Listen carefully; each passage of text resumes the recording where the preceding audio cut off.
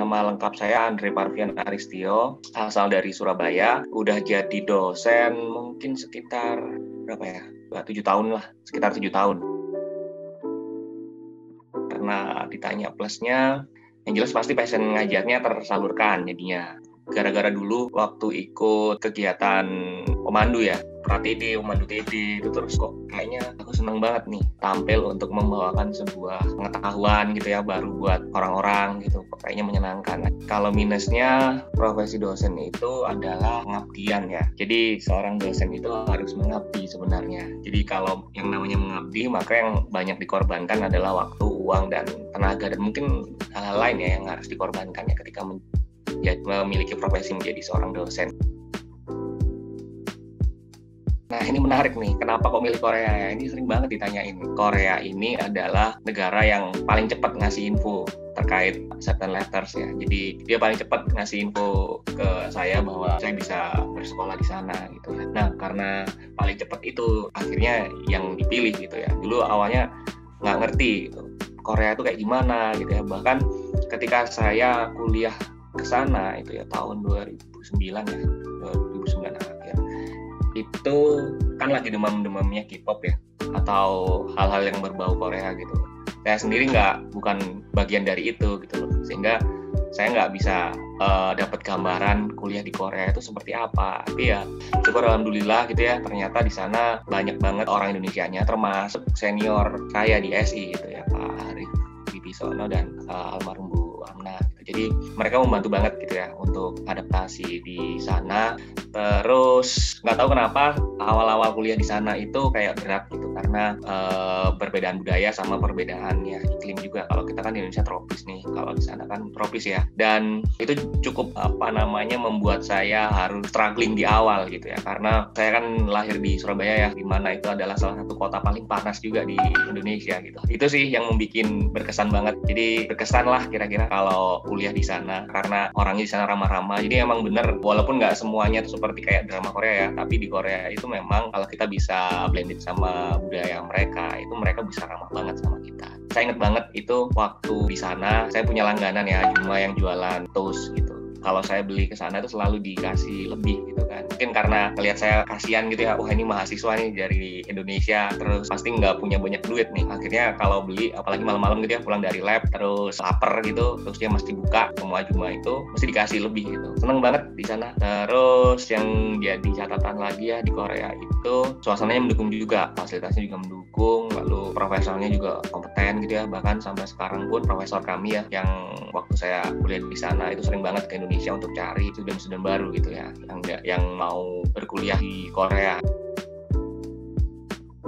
Kalau ditanya saya pakai bahasa apa, saya campur-campur. Jadi saya harus bisa menempatkan diri. Kalau saya di pasar gitu ya, ketemu Ajuma tadi, jelas beliaunya nggak bisa bahasa Inggris gitu ya. Jadi saya belajar bahasa Korea sederhana. Nah ini mungkin juga catatan buat mahasiswa yang mau kuliah di luar negeri ya, yang bukan bahasa Inggris sebagai bahasa ibu, mungkin di Korea, di Jepang gitu kan. Nah itu harus bisa lah. Yang jelas kita harus banyak-banyak literasi terkait negara yang mau kita tuju. Budayanya seperti apa, itu penting banget sih. Karena budayanya kan berbeda ya. Bisa jadi apa yang sering kita lakukan di Indonesia nggak boleh dilakukan di sana gitu ya. Terus selain kita harus mengenal budaya negara yang mau kita tuju ya untuk studi itu, cari teman-teman dari negara Indonesia. Itu sih yang menurut aku harus kalian siapkan ya. Selain ya persiapan wajib ya, kayak syarat bahasa, terus sudah tahu tentang profesornya, kampus yang dituju tuh seperti apa, itu juga tidak kalah pentingnya.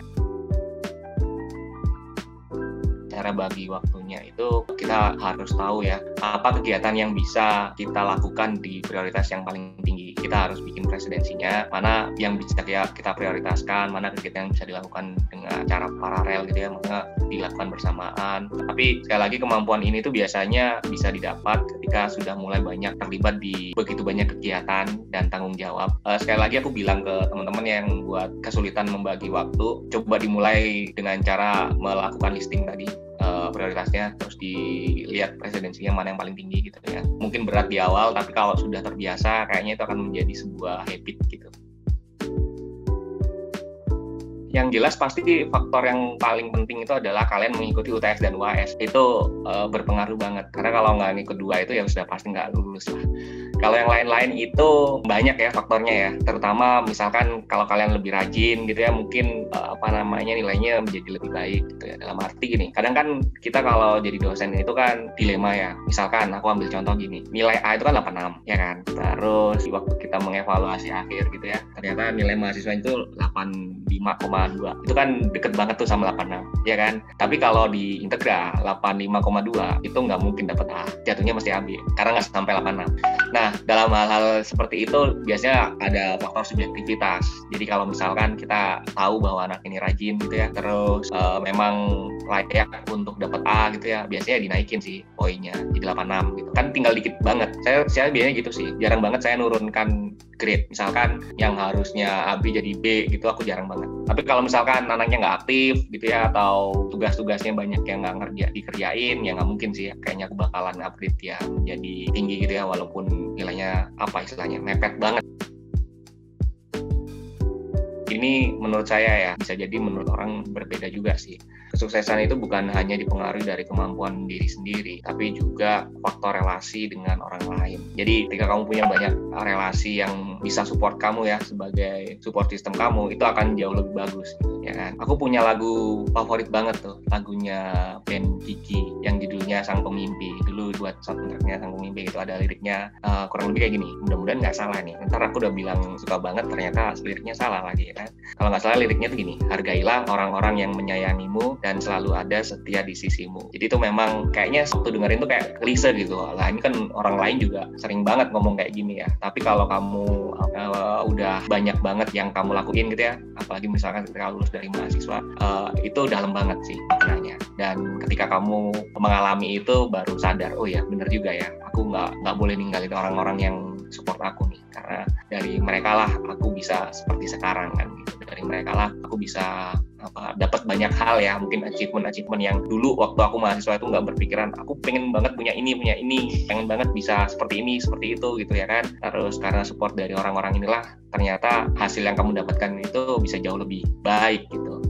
Seperti itu sih. Apalagi misalkan gini, kalau misalkan terserang, ini aku cerita dikit boleh ya. Dulu waktu aku mahasiswa itu, apalagi mahasiswa ITS gitu, yang merupakan salah satu kampus terbaik di Indonesia gitu kan. Jelas kita punya cita-cita yang tinggi ya. Nah, ketika lulus ya wajar ya, mahasiswa yang idealis, yang sering banget ikut organisasi gitu kan. Terus kepentok pada suatu titik di mana, waduh ini cita-cita aku bakalan nggak tercapai nih rasanya gitu ya. Terus ternyata itu tadi persis kayak lagunya Gigi gitu ya, ketika ada support system yang dukung kamu, terus ngasih kamu semangat, habis itu ngasih kamu jalan, oh ternyata walaupun cita-cita tingginya itu nggak sampai di sana, tapi bisa loh dapat kira-kira mendekati dari yang diimpikan, kayak itu sih. Jadi nggak boleh egois ya, pada intinya ketika jadi mahasiswa, kamu boleh jadi mahasiswa yang individualis, tapi coba perhatikan lingkungan di sekitarmu yang mungkin someday bakalan bisa bantuin kamu ketika kamu berada pada suatu titik di mana titik itu mungkin kamu merasa, aduh gak berantakan nih hidup aku. Dan itu sudah, aku bisa ngomong gini karena aku sudah mengalami itu ya. Jadi menurutku itu berguna banget buat teman-teman mahasiswa yang sekarang struggling juga di ITS, atau yang mungkin baru lulus dari ITS.